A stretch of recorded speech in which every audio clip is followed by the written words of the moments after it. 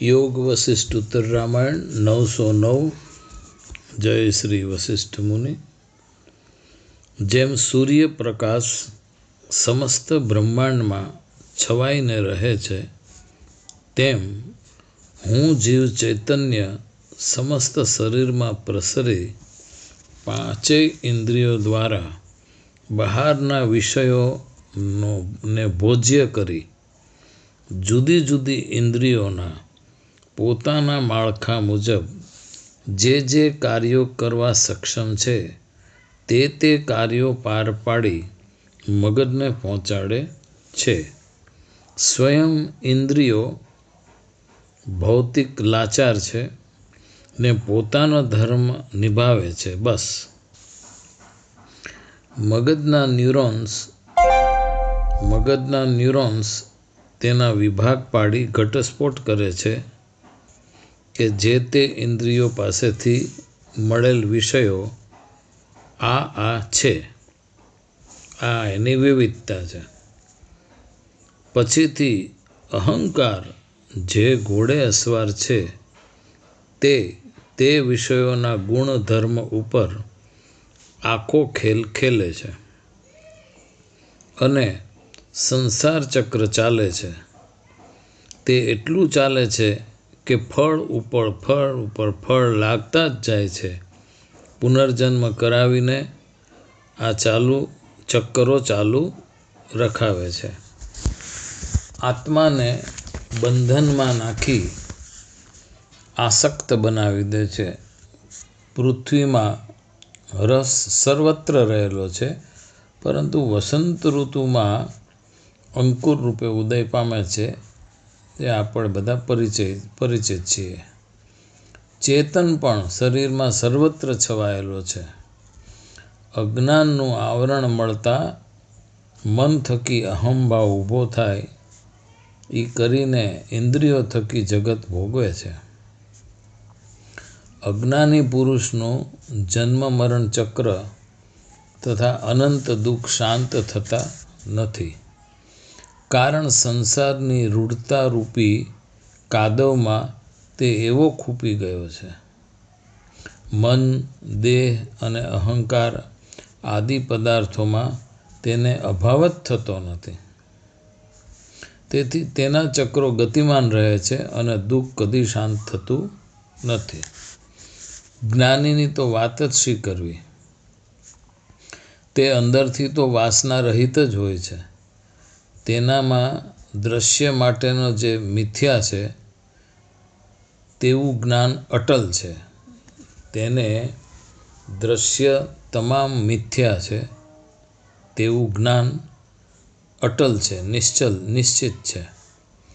ज्ञानी पण सर्व वासनाथी घेरायेलो ज होय छे, परंतु तेने माटे ते आभास मात्र होय छे, झांझवाना नीर समान। तेथी ते तेमां लिप्त थतो नथी। आटलो ज फरक छे ज्ञानी अने अज्ञानी में। ज्ञानी अंदरथी शून्य होय छे, सर्वे चिद्रूप छे, तेथी तेनी हाजरी पण अनुभवाय छे। सर्व कर्मो जवुं बेसवुं सूवुं बधुं ज करे छे ते पण लक्ष्य वगर करे छे। प्रारब्धथी स्थिति पामेलुं ते जोवे छे। कर्मने प्रारब्धथी स्थिति पामेलुं जोवे छे। एटले आवे छे अने जवा दे छे अने कांई पण शरीरने नुकसान करे के न करे, सुख आपे के दुख आपे, ई खाली तेने आ रीते ज जोवे छे के कर्म आव्युं तो ई प्रारब्धथी आव्युं छे, ई एनी जग्या करी लेशे।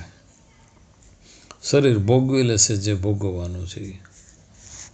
जीवन मुक्त थईने बेसे छे। बाह्य कर्मों करवा छतां आंतरिक समाधिथी तेने ते चलित करी शकातो नथी। ज्ञानीने चलित करी शकातो नथी। ए आंतरिक समाधि में होय छे, बाह्य कर्मों कर्या करे।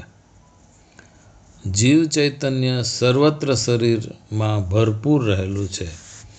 आ जीव चैतन्य शुद्ध चैतन्य मात्र ज छे अने आ जगत में विविध रूपे प्रसरेलुं छे, फैलायेलुं छे। एटले उत्तम स्थिति ते कहेवाय જેમાં જ્ઞાની જગતને ભ્રાંતિ સમજે. આ જગત છે એ ભ્રાંતિ છે, સપનું છે એવું સમજે અને આત્મનિષ્ઠ થઈને રહે.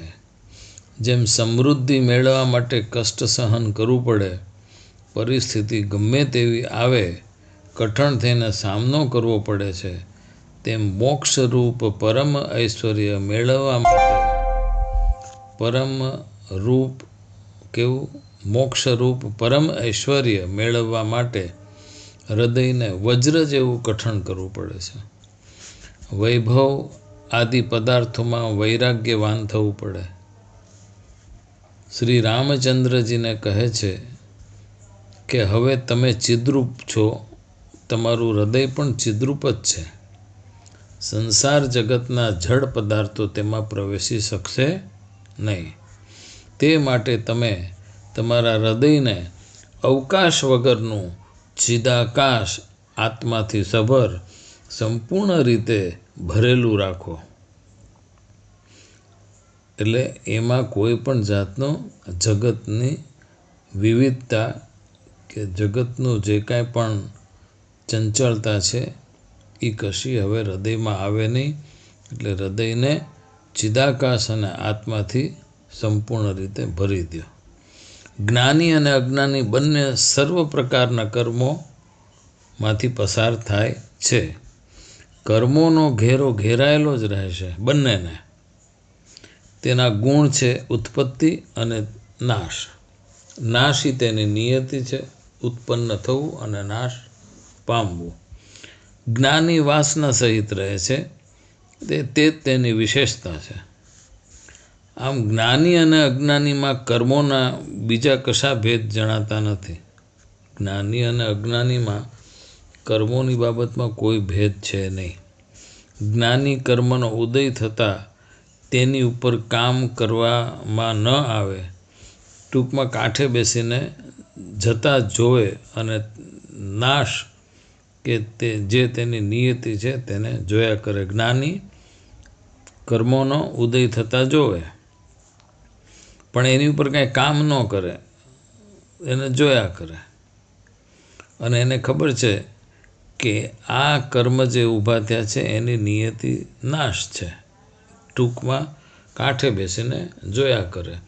આમ કરીને જ્ઞાની તેમાં વાસના રહિત થઈ સુખે કરીને રહે છે. બસ.